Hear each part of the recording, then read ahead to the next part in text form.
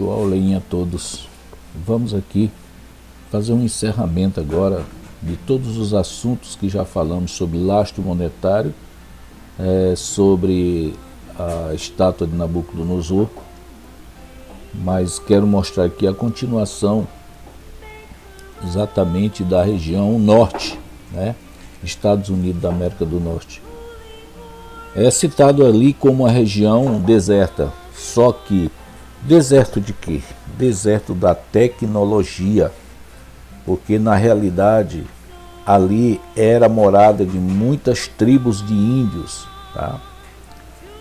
Tinha muitos índios ali, tinha os Siouxes, tinha os Apaches e outros índios, e com certeza com a entrada do homem na região passaram a perseguir essas tribos. Essas 13 famílias que veio para lá, exatamente, foram as que fundamentaram a tecnologia naquela região. Os Estados Unidos cresceu tomando um pouco de um lado, um pouco de outro. Segundo os comentários que eu conheço, quem mais sofreu o ataque dos Estados Unidos foi o México. O México perdeu muitas terras para a região Estados Unidos da América do Norte. Hoje uma das maiores nações do mundo, tá? Ricas. Naquele tempo os índios, eles abateram muitos índios, tomaram suas riquezas. E são coisas que a gente pode identificar, como aqui no Brasil, quando Cabral diz que descobriu o Brasil. Não, ele não descobriu o Brasil. Ele invadiu o Brasil, porque aqui no Brasil já tinha muitos índios morando aqui. E eles chegaram e invadiram aqui. Assim também foi a história dos Estados Unidos da América do Norte. Lá tinha muitas tribos de índios que moravam ali. Então, o protestantismo, quando saiu para lá, está em Apocalipse capítulo 12, versículo 14, cita o seguinte, que a mulher, quer dizer, protestantismo, que eles chamam de igreja, não tem nada a ver. O grupo dos 12, podemos dizer, recebeu as duas asas da grande águia e voou para o deserto. Ali foi a chegada deles lá na região. Então nós vamos comentar aqui, mostrando a posição, tá? Como nós comentamos um pouco no outro vídeo, eu vou comentar aqui de novo, para que vocês entendam, tá? Como se conduziu esse protestantismo, como surgiu o catolicismo. Eu vou mostrar aqui. Estou mostrando aqui o protestantismo e vou mostrar o catolicismo também. Como nós mostramos anteriormente, o sistema católico, ele mostra o Jesus deles com a áurea na cabeça, uma áurea de fogo na cabeça. É diferente do Jesus do protestantismo. Eu quero acrescentar aqui que o catolicismo, ele surgiu também em Apocalipse 13:5, tá? Como a gente já citou em outros vídeos. E o protestantismo, ele surgiu da forma que nós estamos mostrando aí. O Jesus do protestantismo, a gente pode ver aqui nessa sala, onde temos um oratório, como eles chamam no catolicismo, e tem um Jesus em forma de uma, digamos assim, uma bola de brilho, surgindo raio para todo lado. Esse é o Jesus que o profeta Cosalquiul, ou seja, Ezequiel, no capítulo 8, relata que esse Jesus, ele é a imagem dos ciúmes, tá? E os 25 homens estão adorando. Lá na sede mundial dos Adventistas em Silver Spring tem exatamente o que eles chamam de uma capela. Essa capela fica do lado norte, aonde eles, é o lado do sol, onde eles veneram esse Jesus nesse oratório aí. Esse é o local onde eles fazem todos os cultos pela manhã, e também ao entardecer. Eles se unem aí para fazer a veneração deles, a adoração deles ao Jesus. Essa é a imagem dos ciúmes que é citada. E o elemento aí, vocês estão vendo, esse Jesus realmente é como se ele fosse fogo puro, raio para todo lado, do jeito que o profeta falou, é como um sol.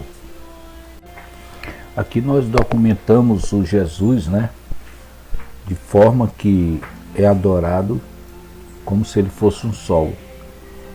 Agora o engraçado é que quem criou o Cristo, né? A imagem, o Cristo, porque Cristo no hebraico paleoarcaico significa imagem. Quem criou foi exatamente o próprio protestantismo.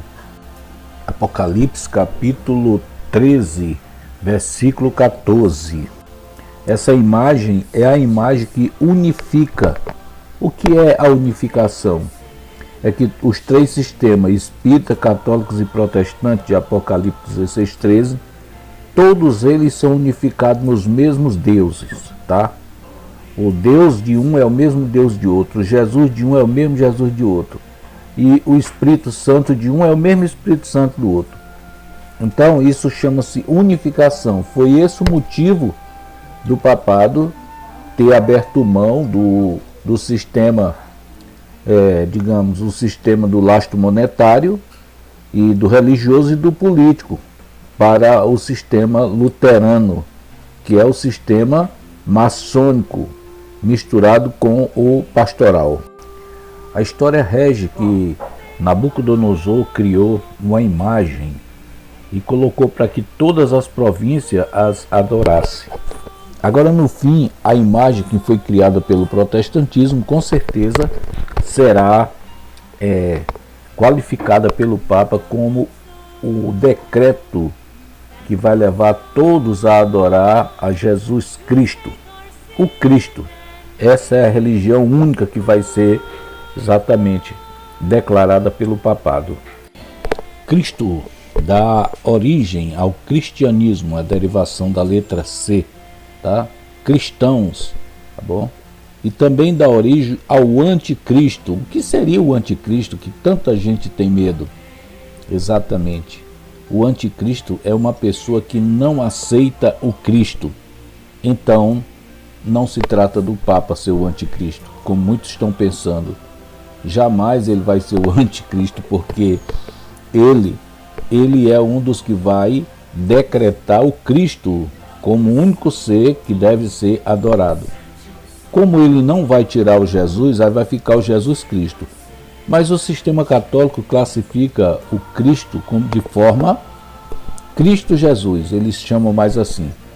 Então, queridos, prestem bem atenção, porque a coisa é muito séria. E nós estamos caminhando exatamente para o fim. Nós agora vamos falar exatamente do lastro monetário, do ferro e do barro, que simboliza os Estados Unidos da América do Norte. Já explicamos muito bem. E eu quero dizer para vocês que todo o sistema do lastro do ferro, que é o sistema monetário, ele esse ano foi derrubado pelo Papa e pelo Trump, tá? E eles fizeram um chamado reavaliation, que significa reavaliação, né, na questão em inglês. Então, todo o dinheiro agora, todos os valores monetários voltam a ser exatamente do tempo de Babilônia, ouro.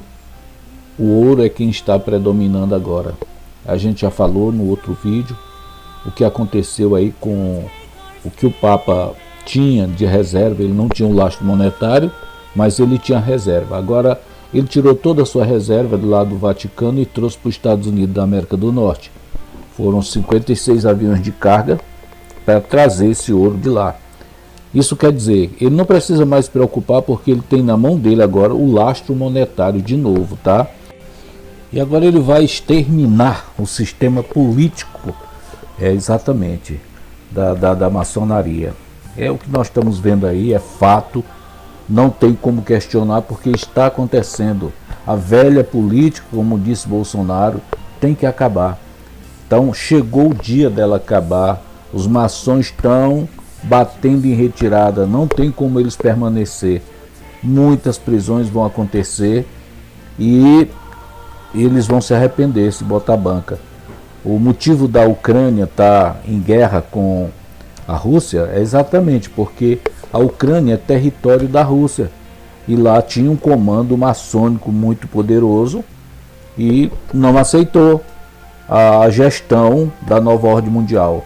Como eu quero falar para vocês, hoje está sendo feita uma nova ordem mundial que deveria ter sido feita em 1929, mas pelo fato de não ter mudado o minério do lastro monetário e pelo fato do papado só ter passado essa gestão para a mão da maçonaria, né, não foi feita uma nova ordem mundial, como foi feito nos outros períodos.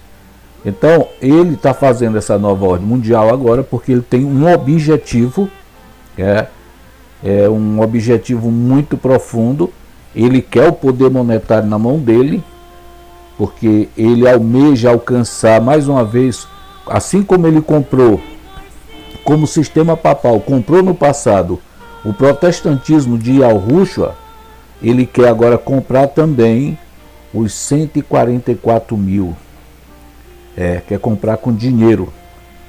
Mas como disse Ellen White, o Criador quer homens que não se compram e não se vendem, que chamam o pecado pelo nome, não dobra nem para a direita e nem para a esquerda. Então, a procura, tá, desses homens pela besta é muito profunda. E o preço, não tem preço. Ele está jogando alto para pegar o remanescente de Yahushua Homer Hushihai.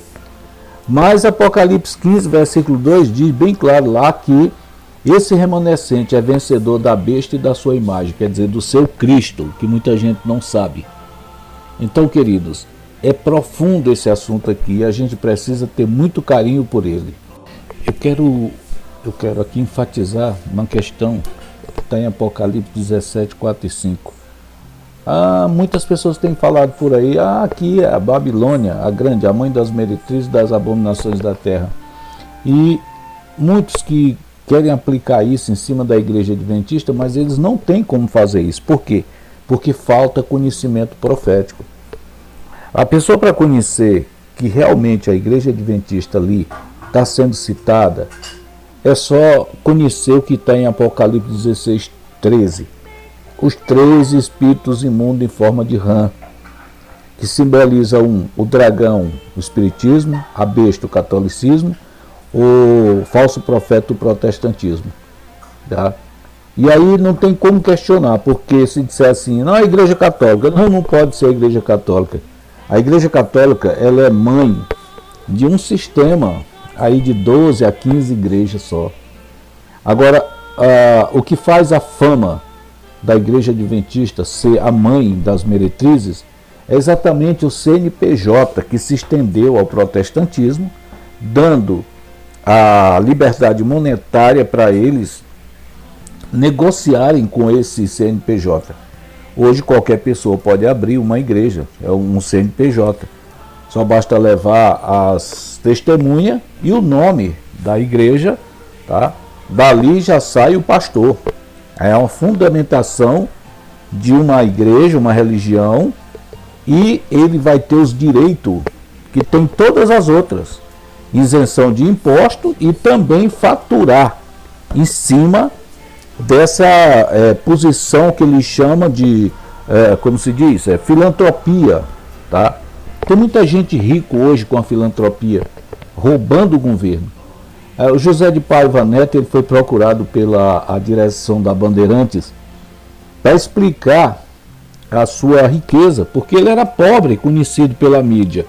Mas quando a mídia foi lá e cobrou dele essa posição para ele explicar como hoje ele tinha mansão em Copacabana e tudo mais, ele fugiu pela porta do fundo, entrou no helicóptero e caiu fora. Isso por quê? Porque a filantropia faz isso. A gente recebe o telefonema de vez em quando das secretárias do José de Paiva Neto pedindo ajuda filantrópica. Só quem não sabe o que significa é que tem a coragem de botar o dinheiro na conta de um ladrão desse. Porque a filantropia que atua no mundo, ela não faz aquilo que seria a incumbência, né? Ajudar os necessitados. Na realidade, a filantropia serve para enriquecer esses descarados líderes que enricaram por conta dessa filantropia. Para eles tudo, para o povo nada. Assim é a grande família pastoral adventista. Vem daí. Eles são exatamente a mãe. Mãe de quê? mãe desse sistema de roubo, né? Esse sistema de liberação, de facilidade governamental para enriquecer os pastores e deixar a população cada vez mais pobre e miserável. Então, é aí que você precisa conhecer. Tudo isso está envolvido nessa questão do protestantismo. Quem é a mãe? É o catolicismo ou o protestantismo? Não, nesse caso aqui é o protestantismo. Apocalipse 17, 4 e 5 realmente cita o que é correto. As filhas que nasceram com rapidez e nascem a cada dia, vem exatamente do protestantismo. E quem é a mãe do protestantismo? Aonde nasceu o protestantismo? Exatamente. A Igreja Adventista, ela tem origem exatamente nos Estados Unidos da América do Norte. A história dela bate com tudo que estamos mostrando aqui, tá? As 13 famílias, e aí não tem como escapulir, tá bom? Então, queridos, é muito importante a gente ter o conhecimento dado pelo Salvador. Aqui não há como os adventistas fugir da ideia de que eles são realmente a mãe. Mãe de quê? Do protestantismo, o falso profeta de Apocalipse 16, 13. Esse protestantismo aí não é o de Yahushua, esse é o de Martinho Lutero. Protestou com o papado e daí fundamentou-se um sistema de apostasia ao sistema dos 12. Eles ocultaram tudo que vem do hebraico paleo-arcaico e passaram para o grego-latim, canonizaram os discípulos, os primeiros discípulos com o nome de santos, tá? Eu quero acrescentar aqui que essa palavra vem de Satanás, santo vem de Satanás. A canonização é um tipo de criar uma imagem para a ocultação de demônios. Você sabe quem está por trás da imagem? O Cristo? Exatamente, quem está por trás é o próprio Satanás. Ele precisa de imagem, ele precisa a cada dia criar símbolos para ele se ocultar. O Cristo é o próprio a Satã que está por trás. O Jesus, a semelhança, ele é proibido lá no Êxodo, capítulo 20, do versículo 4 ao 6. Não faças para ti imagem de escultura, veja bem, ou semelhança alguma. A imagem é uma ocultação de demônio. E a semelhança não existe. O Shual-Mayal, o criador do Shual-Mayal, da Eretes, das águas e das fontes das águas, ele não aceita isso, é repreendido. Mas hoje o sistema protestante luterano, unido ao catolicismo e ao espiritismo, é o que eles usam, é a imagem. O povo não consegue acordar e enxergar que eles adoram a uma semelhança, ao nome grego chamado Deus. Nem nome não é apenas um título. E eles estão embebedados, aprofundados nesse erro, nesse engano. E assim adoram a imagem, o Cristo, por trás de cada nome pagã, de cada imagem criada, tem um demônio. São festejados, cada dia são festejados, porque tem quem nos seus enganos, na sua bebedice, faça isso. E o diabo tira proveito da ignorância de cada um deles.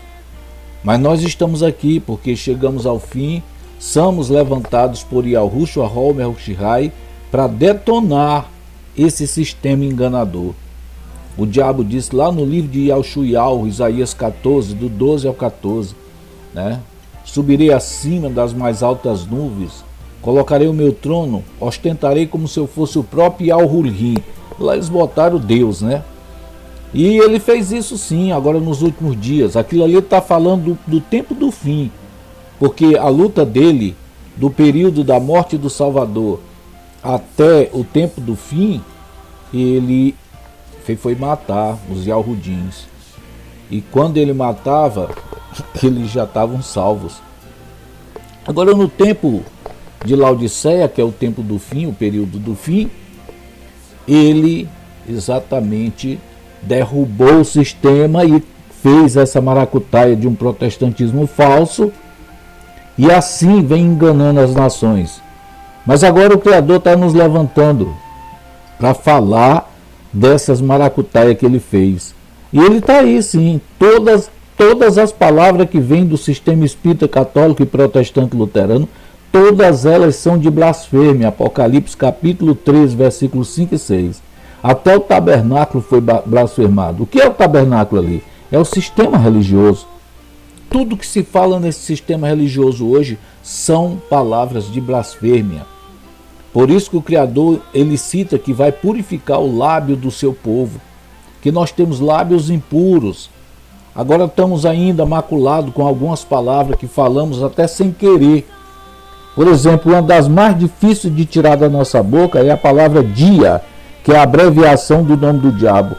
Ele tirou o Yalmiur de Yalhurrim e colocou uma palavra que citasse o nome dele, dia, diabo. É isso que a pessoa está dizendo. A pessoa fala sem perceber. Então, isso é blasfêmia, como diz Apocalipse 13, 5 e 6. Blasfemaram o tabernáculo. O tabernáculo seria o original, né? Então hoje nós temos que fugir desses nomes de blasfêmia. Mas só 144 mil está citado em Apocalipse 7,4. Foi esses que o profeta ouviu o número dos que foram selados. O selo é o nome do Pai e o nome do Filho. Apocalipse 14, versículo 1. E viu o Cordeiro sobre o monte de Sião e com ele os 144 mil, tendo escrito em suas frontes o seu nome e o nome do seu Pai. A fonte citada aqui é a massa cefálica, tá? Eu quero dizer para vocês que o mundo quase todo está selado com o selo da besta. E qual é o selo da besta? Com certeza o selo da besta é o nome Deus, Jesus, Cristo, Espírito Santo e todos os santos canonizados pelo catolicismo, tá? Esses são exatamente um selo mental. Esse selo foi colocado a partir de 1515, tá? Começou a selar com o nome de Jesus, porque até aí os Yalhudins ainda tinham noção do que estavam fazendo, mas daí por diante foi exatamente criado os nomes de blasfêmia, tá? Ele começou com Iesus, lá em Yalhurrim, o Deus Sol, Deus Ra, Júpiter, não tinha J, né? Mas esse tempo, o pessoal não entrava nessa não, porque ainda tinha muito conhecimento. Os Yalhudins vinham no grupo dos 12 sendo perseguido e morto exatamente porque eles não adoravam tais coisas. Mas aí, no tempo do fim, entra exatamente esse tipo de maracutaia. Então, eles jogaram o Iesus para Jesus, com a letra J de Pedro Delamé, o filósofo, e deram continuação. Então, depois da ferida mortal ter sido curada, 1929, vem exatamente o Cristo, criado pelo protestantismo luterano. E aí, isso tudo é exatamente o selo da besta. As pessoas estão seladas pelos nomes Deus, Jesus, Cristo, Espírito Santo. Eles não conseguem largar de mão porque eles acham que esses deuses são os nomes do verdadeiro Yalhurrim, do verdadeiro filho dele, Yahushua Homer Hushihai, do verdadeiro poder de Yalhurrim, o Ru-Yalhurrim, e assim consecutivamente. Todos esses nomes são blasfêmia e eles estão acomodados na mente das pessoas. É um selo, estão selados. Aqueles que não querem nada com Yalhurrim nem com Yahushua, quando a gente fala para eles que eles estão no caminho errado, eles se zangam, ficam bravos. Assim nos fala Yalhutan, né, Timóteo, lá em 1 Timóteo 4, diz que eles têm comichão nos ouvidos, eles se zangam, se aborrecem e fogem da nossa presença. Esse nome não agrada a eles, estão selados para o celeiro de Satanás. Mas o nome que libera, o nome que cura, o nome que salva, está na mente daqueles que realmente veneram o verdadeiro Yalhurrim. Apocalipse capítulo 14, versículo 1 diz: E viu o Cordeiro sobre o monte de Sião e com ele os 144 mil, Esse é o número dos que vão ser selados nesse último período. O nome único que salva, o nome único que nos dará proteção. Yahushua Homer Hushihai. Esse é o nome do filho de Yahurim. Eu quero dizer para vocês que é importante que a gente aprenda com urgência todo esse palavreado. Porque aqueles que não aprenderem, aqueles que continuarem insistindo, pode ter certeza, morrerão no seu pecado. Eu disse até que ia encerrar, mas ainda tem mais um áudio a se fazer aqui, porque é muito extenso esse assunto. Tem muito a se falar. Até a próxima.